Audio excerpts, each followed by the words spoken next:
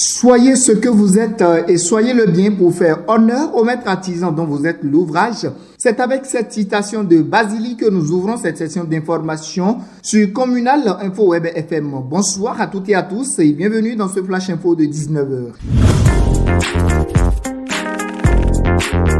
Ce jeudi 29 juillet 2021, l'association Jeunesse Active pour l'intégration et l'éducation JAIE, grâce à un soutien de l'ARCEP Bénin, a tenu un atelier de formation au profit des leaders communautaires et d'opinion de la commune d'Ifani sur les mesures de précaution du consommateur des services financiers mobiles. Objectif, éclairer les participants sur le droit de consommateur, leurs moyens et leurs obligations. Dans le cadre des 61 ans de l'accession du Bénin à la souveraineté nationale et internationale, le chef de l'État Patrice Talon va procéder le dimanche prochain, jour J, à partir de 10h au dépôt de gerbes au pied du monument aux morts à Plakodji. Il y aura ensuite une prise d'armes au palais de la Marina. Ces deux événements seront retransmis en direct sur les chaînes de télévision et radiodiffusion.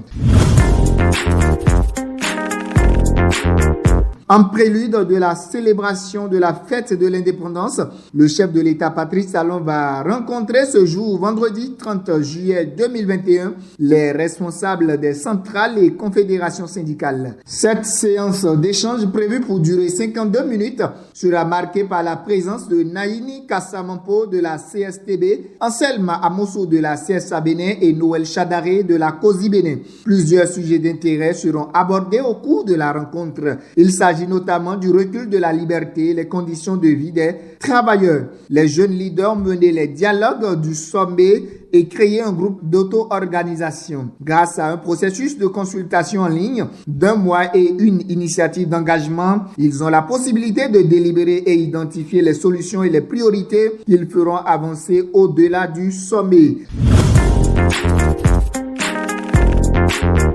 En interactualité au pays des hommes intègres, la haute juridiction administrative française rejette le recours des avocats de François Compaoré. Le frère cadet de l'ex-président burkinabé est soupçonné par la justice burkinabé d'avoir joué un rôle dans le meurtre du journaliste Norbert Zongo en 1898. Selon l'avis du Conseil d'État, la vie du François Compaoré n'est pas menacée au Burkina Faso. Au Tchad, selon la feuille de route adoptée hier par le Conseil des ministres, le dialogue national inclusif sera organisé à la fin de l'année. Mais pour conduire la transition à terme, le gouvernement a besoin d'argent. Ainsi prend fin ce flash info de 19h sur Communal Info Web FM. C'était sous la supervision de Mathieu Agossou Roui. La réalisation complète Fernando Zounon, Gloria Kossi, assistant de réalisation Gracia Johnson, Aurel Chabi.